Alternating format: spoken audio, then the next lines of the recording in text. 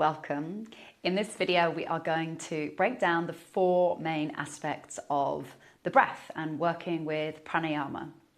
So they involve Puraka, which is the Sanskrit word for the inhalation. Then obviously its opposite, its balancing, is Rechaka, the exhalation. And then the last two elements that are often, not always, but often incorporated in pranayama practices are what are known as kumbhakas. And so you have what's known as Antar Kumbhaka, which is a holding of the breath, a retaining of the breath after you've inhaled. So it's a filling up and a holding the breath, Antar Kumbhaka.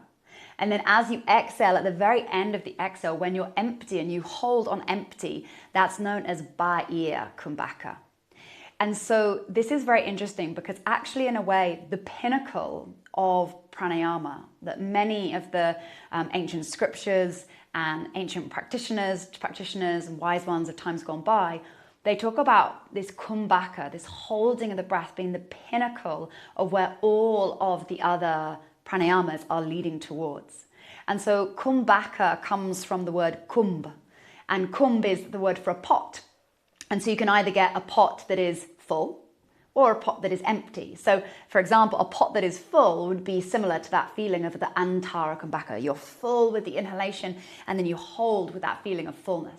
And then you can have the empty pot, and that's like Bahya Kumbhaka, where you empty all of the breath out. You're left with that empty feeling, that empty kumbh feeling, and then that's when you hold the Bahya Kumbhaka.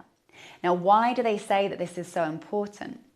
Well, they say that this moment or moments, as you go on your journey of pranayama, you may begin the kumbhakas being 2, 3, 4 seconds, very short. But in time, as we develop slowly, progressively our pranayama practice, we can begin to hold the breath for longer and longer. And the reason that it's said to be so valuable is that in this suspended moment, it's like all parts of ourselves, mental, physical, emotional, spiritual, are in this state of suspension. And it's almost like that feeling of when you could hear a pin drop. Everything is quiet and full and silent. And it's said to be the experience of being inside the state of a kumbhaka is said to be a glimpse, like opening a crack in the door towards seeing ultimate reality. And so because ultimately this whole practice of yoga is ideally leading us to liberation, moksha, or samadhi, awakening, that's why these kumbhakas, these holdings of the breath are so valued, are so prized. And so any time that the practitioner is choosing consciously, voluntarily to do a kumbhaka within the practice, it's known as sahita Kumbhaka, which kind of means voluntary kumbhaka. Now, there is one other kind of kumbhaka that is said to be the most prized state, and it's known as kavala kumbhaka. And kavala means spontaneously arising or all by itself.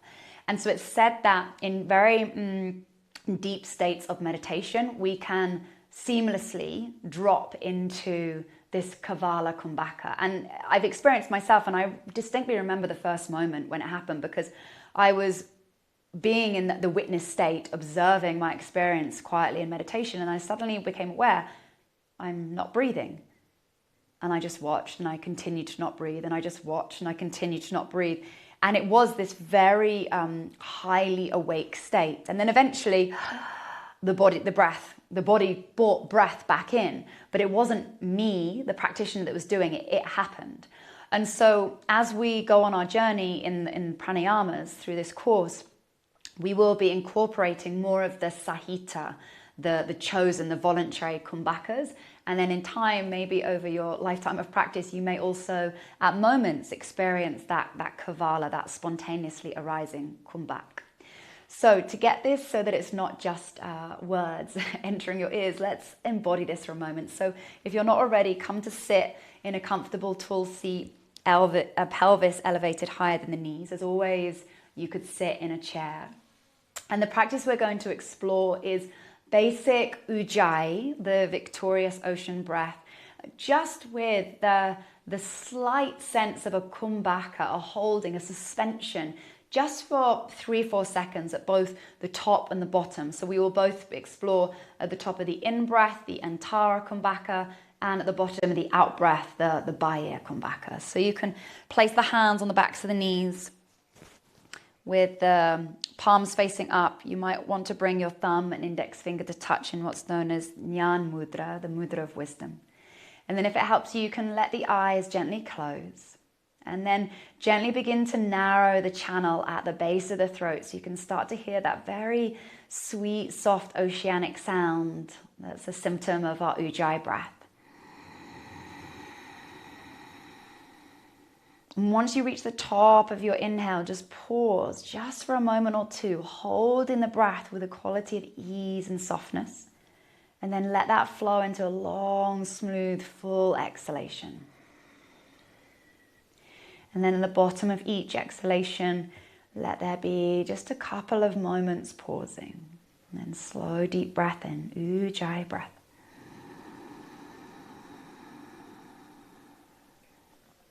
Antar Kumbhaka, holding just for a couple of breaths, slight hint of Jalandhara Bandha, forehead to heart. And then release the chin, exhale all the breath out. And at the end of the exhale, hold slight chin to chest, that Bahya Kumbhaka. Noticing how it feels, that moment of suspension. And just a couple more rounds, big full deep breath in.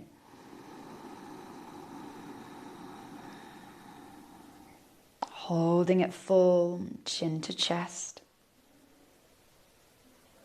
And then release the chin, exhale all the breath out, empty, empty, empty. Once you're fully empty, hold little chin to chest, Bahya Kumbhaka.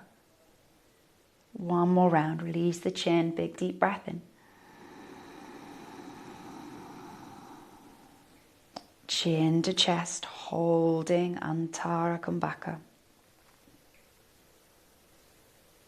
And then release the chin, exhale, and just gently exhale and empty all the breath out, releasing now our short Ujjayi with Kumbhaka practice. And then you can just pause, take a couple of nourishing breaths, natural breaths. Begin to notice how you feel. And then when you're ready, if the eyes are closed, you can open the eyes. So, as with all forms of pranayama, we want to take this slow. For many students, initially the Antar Kumbhaka, the holding at the end of the inhalation, it feels a little more comfortable, a little more accessible than the Bahya Kumbhaka, and the holding at the end of the exhalation. I think that's because as we fill up, we're full of oxygen, we're full of breath, so it can feel more comfortable. Whereas when we're holding on that empty, we're empty, and it takes time for our system to acclimatize to these feelings of that full holding and the empty holding. So as always, as you continue with your practice, be diligent about that path of moderation, build up slowly. One of my teachers would say that, in his years, decades of practicing pranayamas, the way that he knew he'd overdone it would be the after effect of the practice would he be left feeling somewhat irritable, or his kind of nervous system would feel jarred. And so that would be an indicator, I must go back a step and work progressively and gently to build it up. So thank you for being here with me, exploring these 4 aspects of the breath and pranayama.